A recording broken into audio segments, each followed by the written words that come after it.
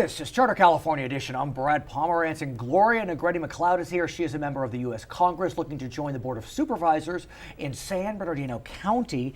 And I want to speak with you about an exciting project. Recently, the Lower Chino Dairy Area Desal Project was awarded a grant. What does that mean? Well, it means that there was a $3 million grant given to the Lower Chino Valley for clean water, which is really good because then that water will go into the groundwater, which then means more water availability. Now, just so you know, in case you didn't know, the first desalinization, the first desalter in the nation was put in Chino, and way back when I was in the assembly, that was my bill that put it in there. That's amazing. That we took money out of the budget to actually give it there. And there's a lot of excitement surrounding desal because it can be... No, this is a desalter. What it does is it takes the nitrates out of the water so that the water is clean as it's put back into the groundwater. So it's not desalination as we think about it? No. In terms of the oceans as No. Oh, explain that. Be more specific. Okay, so the desalter, what it does is it takes all of the salts in the water so that the water gets pure back into the thing. Like Chino Valley has a lot of dairies. And so that was used to take all of the water, all of the minerals and all the salts out of that so that the water, as it went back into the water table, was then clean. Fascinated. Yeah, Fascinating. not a desalter. Well, it's a desalter, but not a desalter. Okay, well, I'm glad you gave that clarification. Yeah. Begs the question, though, about the challenges that we're facing right now in California with our drought. There was a lot of hullabaloo back in Washington with regards to a Republican bill that was passed, didn't make it anywhere in the Senate. It seemed, though, that the parties were trying to come together. Dianne Feinstein was involved to get a bill that would help California and be adopted by all stakeholders. I haven't heard much, though. No, that particular bill didn't go anywhere, although the WARDA bill was passed in the Congress just this past week. And what does that mean? It's all of the water bills that for all of the projects, whether they're ports infrastructure projects. And so California, it'll help California to probably put some reservoirs and other things. So it'll have water projects and it'll help California. At the same time, though, we are facing a crisis right now. Today we're in crisis. I mean, how many times has it rained? I know you're back in D.C., you want to come home, but 2, 3, 4 storms maybe in Southern California. And so what can we do today? What are we doing today? Well, in Southern California, I'm not speaking for Northern California since I'm a Southern California person, but Southern California has done a lot of saving of water. That's true. But we have a lot of catch basins or reservoirs. We actually have enough water for 1 year. Which is so ironic, as you know. And I'll tell you why. I think it was about 7 or 10 years ago when we had another drought, a big drought, and Southern California was caught with its pants down. Literally. We had no water. Right. So then all of the water districts said, okay, we can't have this happen again. So what they did is they instituted programs to make sure that we started to save waters, whether it was underground aquifers or on top of the stuff. And so they did a really good thing and they did a really bad thing because we now have enough water for a year.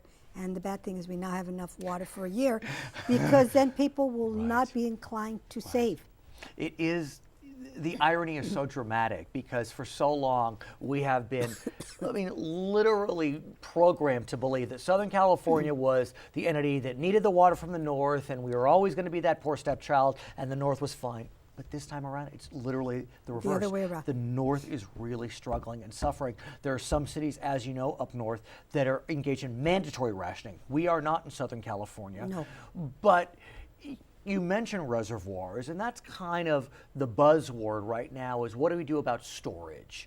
You know, the question is, do we want to create more groundwater storage, surface storage? Well, that's a philosophy that a lot of people have talked about, whether there should be a need for more dams built or just underground storage so that's a real different philosophy that they have up north where they would actually love to build more dams. Down here, we don't have quite all of that water that comes in. We don't have the Sierras here. Right, no, we don't. So we don't get that kind of water. So For Northern California, that might work better than for Southern California. Right. And you and I have had discussion before that Southern California gets a third from the Delta, a third from the Colorado, and a third from our own aquifers and our own saving of water right here in the regions. I want to shift gears, if I may, and speak with you about business and small business, because I know that you have wanted to be a champion for small business, and I think about the areas that you represent, and they really are peppered with small businesses. At the same time, those areas were struggling during the recession, but it does seem that we've seen a bit of a turnaround. That being said, I know that recently you attended what was known as the 20th Annual World Trade Conference. What does that mean? Well, it means that in our particular area, the small business community has had this 20th Annual World Conference Trade.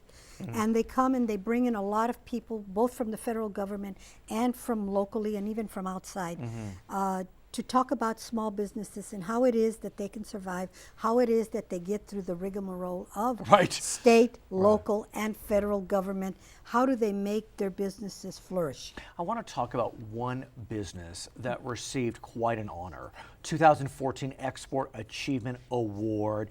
In a lot of different ways, this business kind of demonstrates the best of what the area has to offer, that Inland Empire area. This particular business, I believe, is in Chino, is that correct? Yes, it is. That's true. Tell us about Diamond Wipes International. Well, she sat with me and she and I talked, and she said she came to this country because her daughter was going to go to school here. Her name is Eve Yen. Eve Yen, Miss Eve Yen, who resides in Chino Hills. And she said she came here.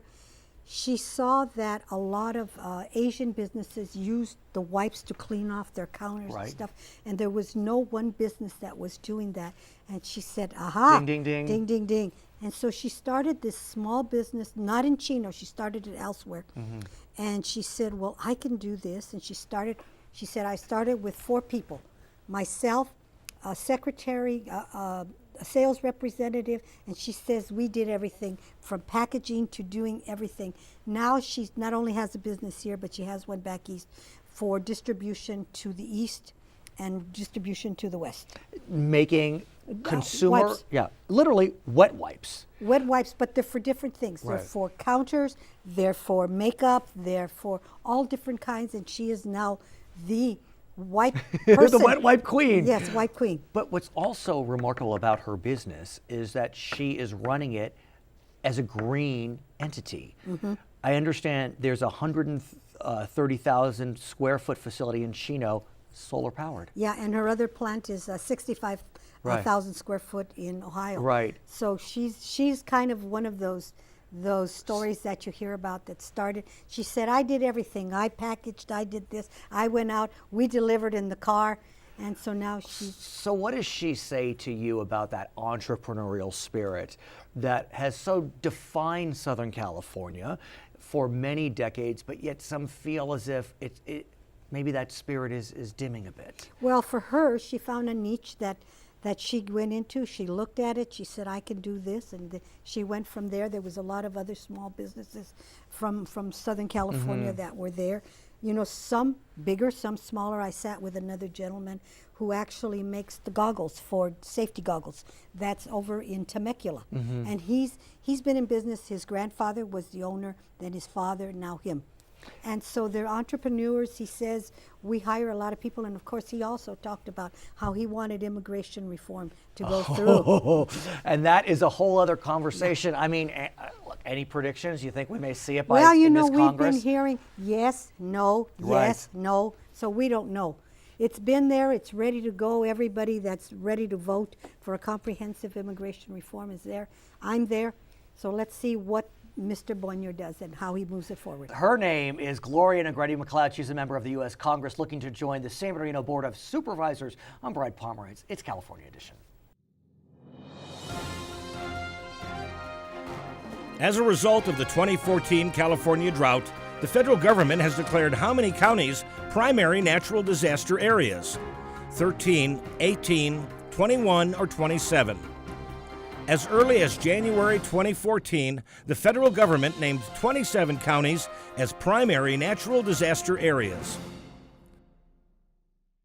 It's Charter California edition. I'm Brad Pomerance. Bill Bogaard is with us today. He is the mayor of the city of Pasadena. I'm sure you know the cliche, whiskey is for drinking, water is for fighting over, from the famous Mark Twain. And there does seem to be some fighting in Sacramento and definitely Washington about water. I wanted to ask you, though, as a mayor of a nice-sized city of Pasadena, how is your city being impacted by our drought? Well, 3 years ago, when the drought was first recognized, we adopted conservation policies and conservation pricing so that consumption in our water system, which is municipally controlled, is down 15, 16, 17% from 3 years ago. People have responded very well, but of course, they're not only encouraged to conserve water through ads and other communications and information, but they're charged more if they use higher amounts of water. How has that been received?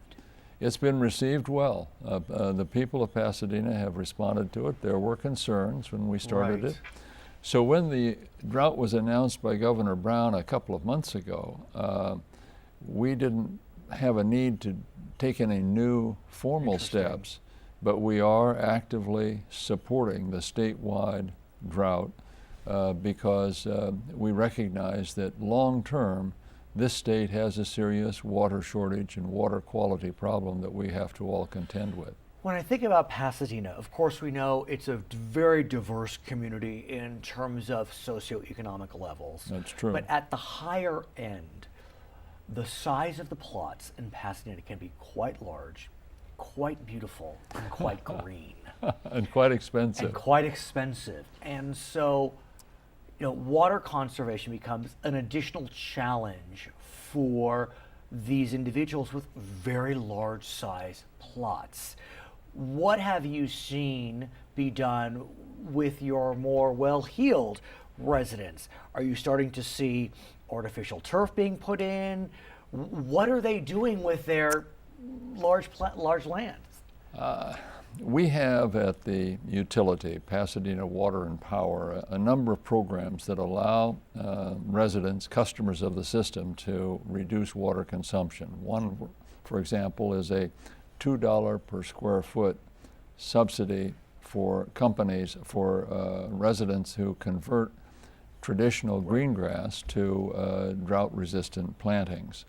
So that could be California natives and or turf? It could be. Okay. Yes. And some of that is taking place. But in general, people are simply using water more carefully and contributing to the savings, the reduced consumption that we've experienced in the last couple of years. What about the Rose Bowl?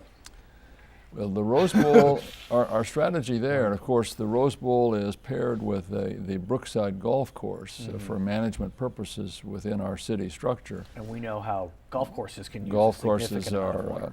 we're working hard to complete a recycling system that ties in with a recycling program that has existed in Glendale for 10 or 15 years. And we're entitled to some of the water that is generated by the Glendale recycled system. Oh, really? We're going to take that, and the first customer in Pasadena that will get that recycled water is Brookside Golf Course. For the purposes of irrigating the green grasses? Exactly, exactly. Any other plans in the works to try to improve water use, water conservation in Pasadena? We're going to continue very actively in educating. And of course, we're going to continue to develop both storage, and the storage capacity in Southern California has been supported by Metropolitan Water District. Right. And we're a strong supporter of those efforts, and that allows us in this particular upcoming summer to be relatively adequately supplied because the MWD has created storage. The other thing in Pasadena is that we have a number of wells that are tainted or jeopardized by pollution that was placed in the ground 50 years ago. Right.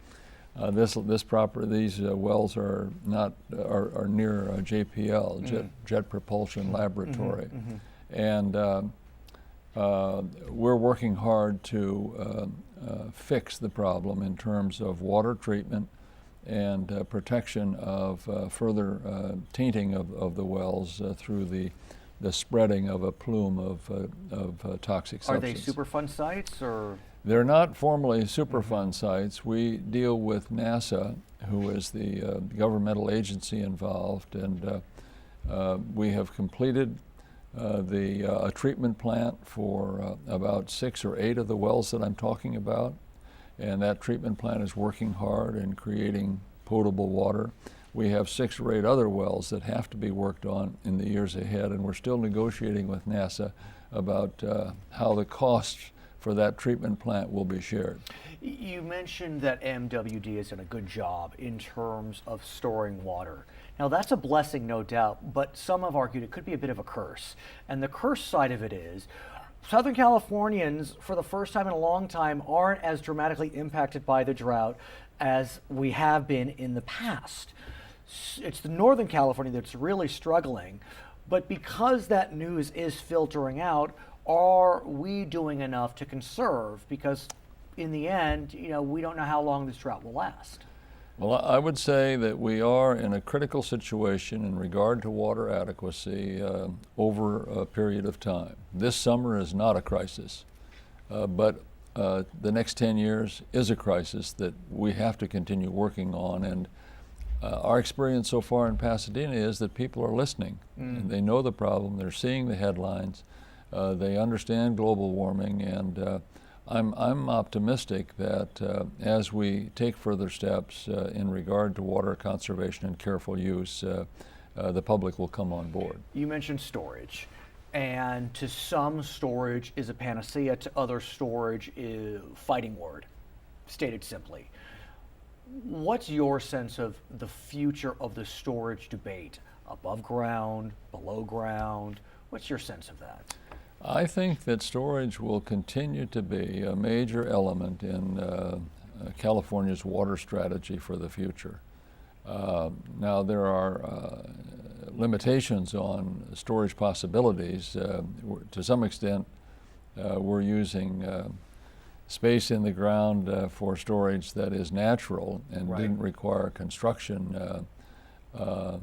I doubt that we're going to find it possible to build huge new dams or other storage devices in the future, but at least we'll use carefully what we have and continue to recognize that storage and some new sources and conservation are all very much a part of the water picture today. But should we look at either expanding existing storage facilities above ground or building new reservoirs, building new dams? It's scary right now. Well, it is scary, and building dams, creates some other problems as well. The impact on natural life, on fish and wildlife and so on.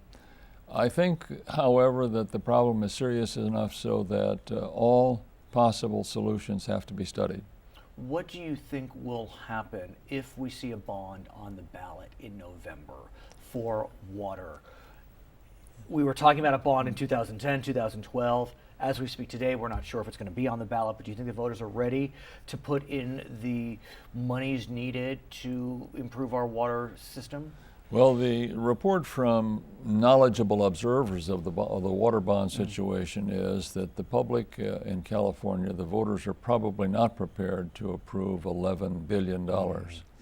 But if the legislature's efforts, and they've been intense over the last few months, to develop a different and more focused water bond proposal for the state of California, $6 billion, $7 billion, I think there's let's hope there's a chance that will be approved. His name is Bill Bogaard. He's the mayor of Pasadena. I'm Brad Pomerance. It's California Edition. For the 2013-14 snow season, the California statewide snowpack's water content reached what percent of the state's average? 18, 27, 33, or 48%? The statewide snowpack's water content, which normally provides about 1/3 of California's water for farms and cities, totaled 18% of average for the season. It's Charter California edition. I'm Brad Pomerance, and we are joined by Mike Spence. He is a council member in the city of West Covina, and I was recently in Sacramento, state capital, and I interviewed California Assemblyman Roger Hernandez. Now, he had been a member of the West Covina City Council before your time on the West Covina City Council, and he has been a big proponent of changing the way, let's say, mid-sized cities elect their council members, cities of 100,000 or more. Let's start from the beginning. How does West Covina, as an example, elect its council members? Well, we have 104,000, so we're just over that threshold. Right. But we elect people in an election. There'll be a list of people, and it's either the top 2 or the top 3 that get elected based on the cycle. And at this stage, West Covina elects in an at-large fashion. That's right. What It's does called that at-large. mean? Well, at-large means the entire city votes for those particular seats. They're not by a district. It's the whole city. How large is West Covina? It's 104,000. But meaning geographically. Oh, it's spread out. There's different. I mean, if you look at a map, you wonder how all these. West Covina surrounds Covina on 3 sides. Okay. So It's large. it's large. It's very large. And are the neighborhoods distinct?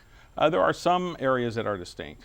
Yes, there are some. Because what Mr. Hernandez is proposing is that cities 100,000 or more that are not charter cities, charter cities have their own laws. If you're a general law city, which West Covina is, I presume. Yeah, we are. That they will be required to move to district voting. What do you make of that proposal?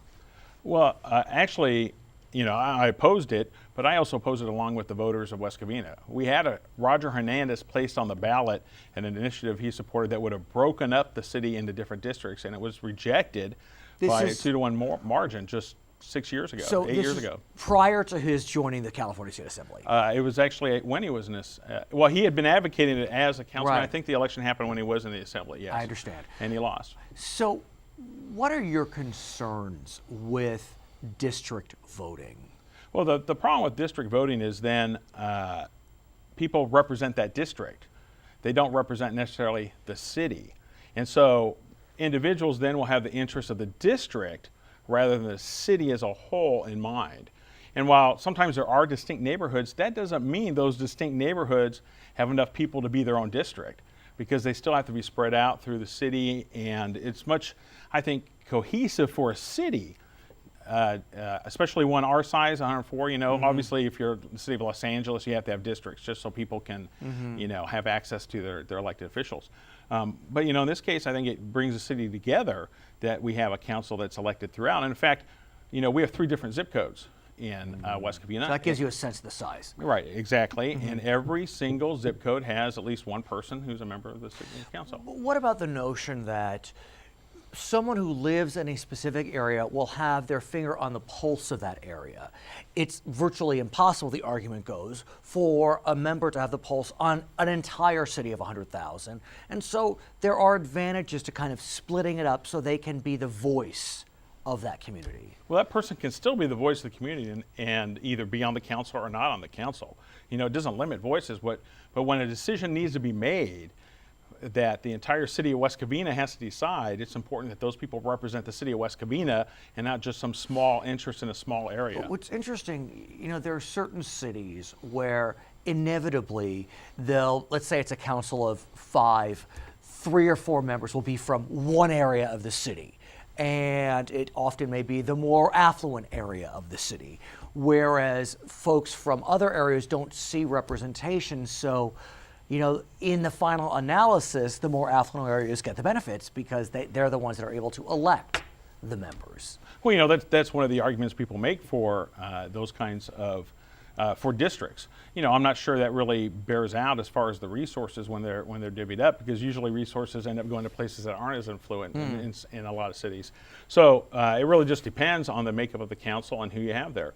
And we've had a very diverse council over the years, and in West Covina, it's been very. I mean, I know there has been some diversity. Mr. Hernandez, he's of Latino descent. Currently, Mr. Frederick Sykes is of African American descent. So right, James Toma is Japanese American, right, and so. We've had Ben Wong, who was, Chinese American, and actually, so we've had a broad array of individuals from an ethnic point of view, Right. but I actually don't think that's as important as people's viewpoints. But let's talk about, because ethnicity inevitably is course one it of the does. drivers behind this. The courts have weighed in often on this, looking at the Voting Rights Act. Federal or state, that's another conversation, because the feds have been, that act has been tinkered with as a result of a Supreme Court decision, a U.S. Supreme Court decision. But focused on ethnicity, what the courts have often said is that by having at-large elections, there is a risk of the dilution of ethnic voting rights, minority voting rights. You look at a city like West Covina, for example, which I understand at this stage is either majority Latino or plurality Latino. And yet I think right now there are no people of Latino descent on the city council. So where do you go with that? Well, I haven't done blood tests on everybody, so I don't know what all their ethnic backgrounds Fair are enough. mixed. I haven't done the DNA testing that Well they do. stated. But Touche. but yeah, that's something that someone like Roger Hernandez would say.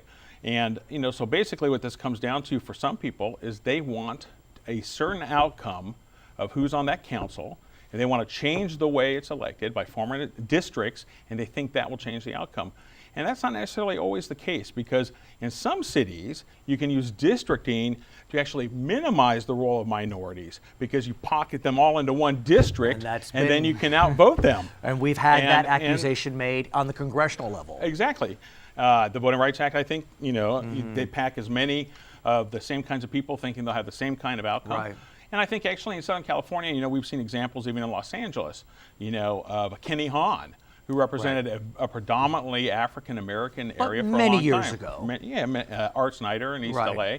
Well, currently I think about, for example, Chris Holden. He's an African American, and he represents parts of the San Gabriel Valley, I guess, west of you. Or Right. does he still have? No, does he have West Covina? No, he's north. Okay, so north and west North of you. Claremont, and he goes into Upland actually. Right, and not large African American communities Absolutely, right. in that area, but he was elected pretty handily. Right. So, and we do have a president of African American descent, and the country is, what, 12% African American, is that right? And the reality is, if in this last election, I don't even remember how many candidates now were on the ballot, but there were only one or two that were obviously based on their last name of Hispanic descent. Right. And so, had, in theory, everybody voted a certain way or whatever, the outcome would have been different. But the reality is, even though I'm white, Right.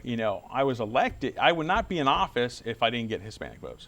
And I think that's important to remember, is that people have to be representative of their communities no matter what color they are or what ethnic background they're from, and otherwise they don't end up in office. At the same time, though, the courts have held time and time again that these cities need to move to districts.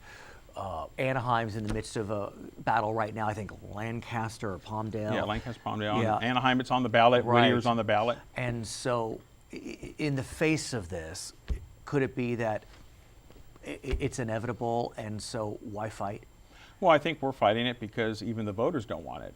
Right. Here we have, the voters overwhelmingly, and actually in most cases, reject these kinds of districting proposals when they're placed on the ballot. So they're happy with the way their city council is elected. But one could argue that is a self-fulfilling prophecy, because the voters that are voting for it are those that have been voting all the time, whereas the, quote, disenfranchised minorities who haven't been voting, they're not there to vote.